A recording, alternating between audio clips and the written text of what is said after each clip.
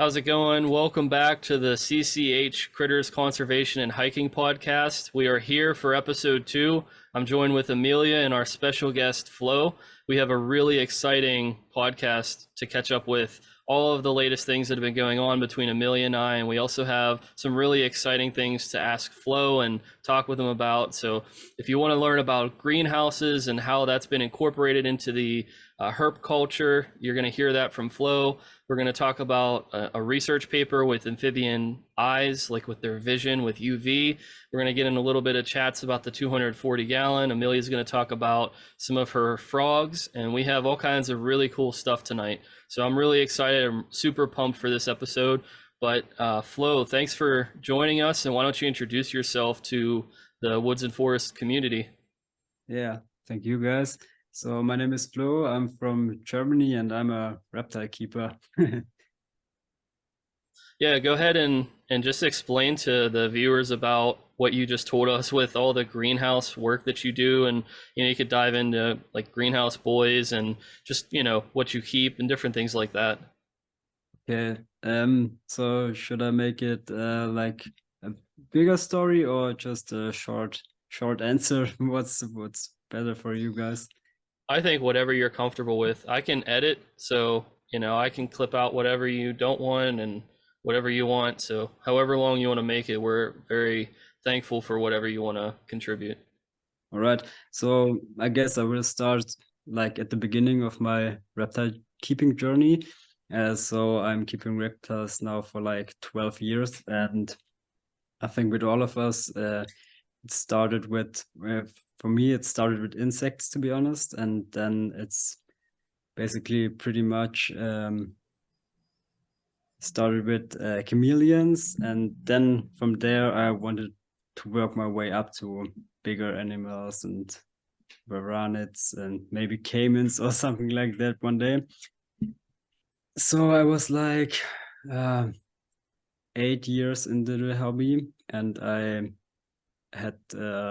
was fortunate enough that my parents gave me a room to have like a reptile room. And one day I decided that I wanted to have a monitor lizard. So I convinced my parents and said to them, oh yeah, I really want this monitor. So it was Varanus indicus, the mangrove monitor.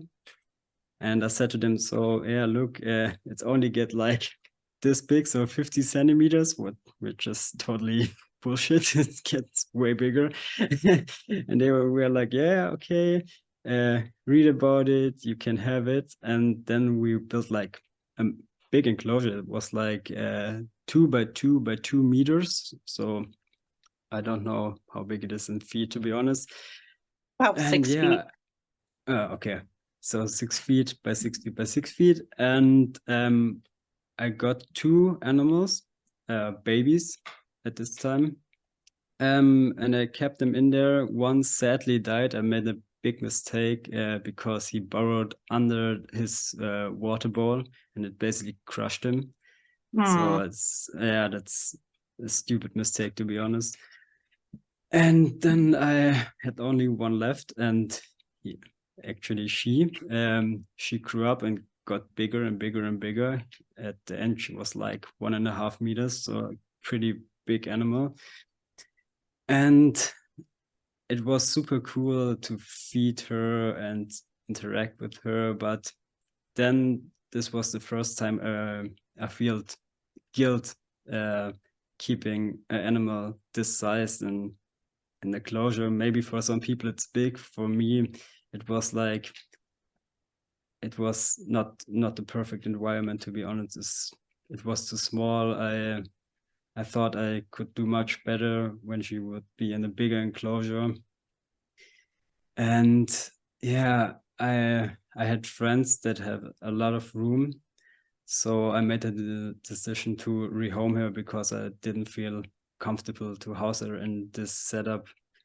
And then I asked myself, okay, what do I really want? Do I want big animals and show them off and just to say, oh yeah, I have like big lizard at home, or do I want the natural behavior or setting up a little rainforest was what I actually love about this hobby, create little habitats and create nature, or try to create nature. So I rebuilt the enclosure and put in there some anoles, just some anoles, to be honest. Trio of Anoles roquette. And this was the first time I saw like the small lizards in such a big enclosure, and it was like mind-blowing, the behavior and everything. It was really crazy, because at first I thought I'm never gonna see them. They are pretty shy, but in the big enclosure they were like out and about, and every time I get in there to feed them, they jump on my hand and were not scared at all. So this was the first time I really thought, okay, that's the right way to do it, in my opinion. And yeah, then I moved out of my parents' place and moved together with my girlfriend. At that time, I didn't have a big enclosure. That was the first time I was allowed to keep snakes, and that was the first thing I bought when we moved together, because my parents didn't allow me to have snakes at home. So I kept Corallus hortulanus, 2 animals in the biggest exoterra that's out there. And then we moved, and right in that period of time, 2 friends of mine and I talked about maybe building a big enclosure, like we call it a greenhouse. It's basically just a bigger terrarium, but not really a greenhouse, but we prefer it as a greenhouse. So we just call it greenhouse. And yeah, we thought about it, how we could do something like that. And then we actually found out that with this method that we are using, it's actually not that expensive to build something big. And yeah, and then I moved again with my girlfriend, and actually this build behind me was first thought to be for the hortulanus. But times are changing, and sometimes you find new animals that you like or have the opportunity to get, and you have to grab them. And now I keep in this enclosure the Enyalioides laticeps. So it's a pretty rare species. I did saw them on social media somewhere years ago, and I was like, okay, this is a crazy lizard. And then I had the opportunity to get them to a fairly good price, and I bought them. Yeah, that's basically the story. That's awesome. Flo, can you walk us through some a little bit more advanced here? So, what's the lighting system like? What is the air circulation or the misting like? Can you break it down for what's behind you of like what's actually inside the enclosure? Yeah, sure. So the frame of the enclosure is this aluminum frame. The bottom is actually just a wooden box, and it's sealed with in Germany it's called PC Elastogum. You can use it to seal off bathrooms and stuff like that. And in there is also a pond liner, because I'm super paranoid with water getting out on the ceiling. And so the aluminum frame sits on top of this wooden box. And as side panels and top panels, I'm using polycarbonated panels, so greenhouse panels, and the 2 fronts are glass. And I'm lighting the thing with 5 Arcadia jungle dawns. I have 1 aquarium LED inside of the enclosure. I have Arcadia D3 heating lamp. I have a T5. I have a smaller PC fan on top of the enclosure, and I have a big fan inside of the enclosure to push the air from the bottom up. So I have a good air circulation. And I also have a misting system and also a fogging system in there. These are species that you need to be keeping the humidity high for. Yeah, they're actually from Ecuador and Peruvian Amazon, so pretty high humidity. This species is there's not really much known about them. Only a few people are keeping these. I think I have now contact with like 5 or 6 people around the world who has them at the moment.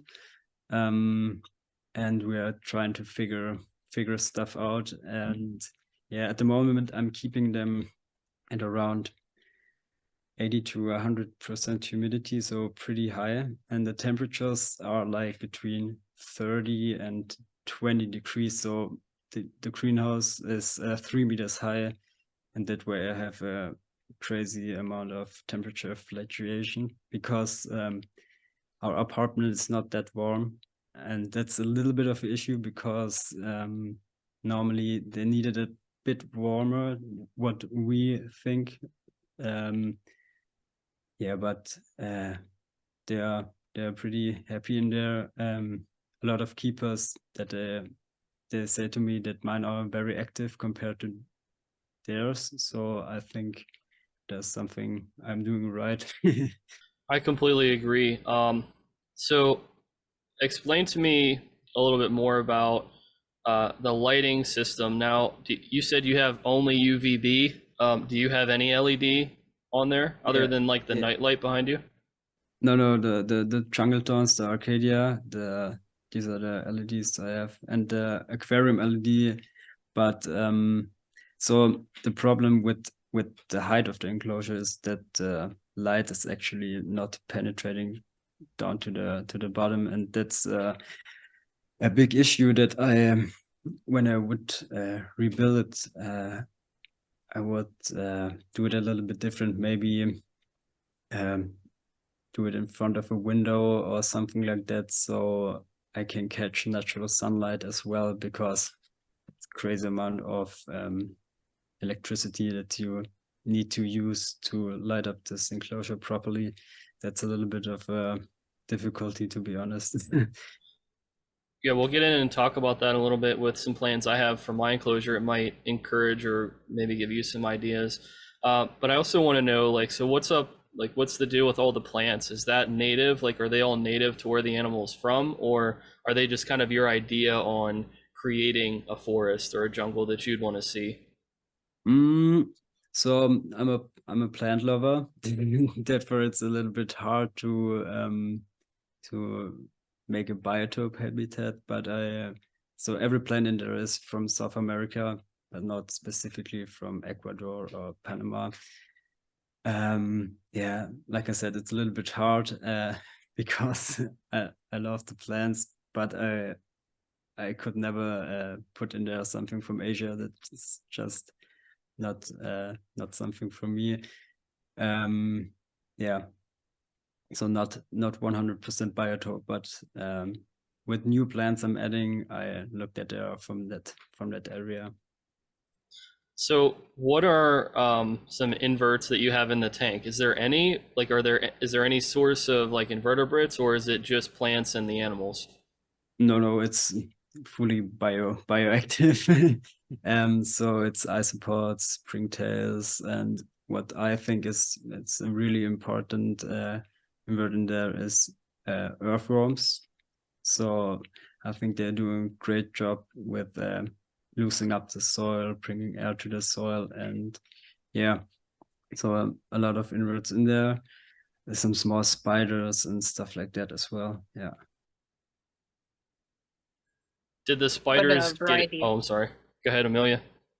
I was just going to ask, what variety of isopods do you keep?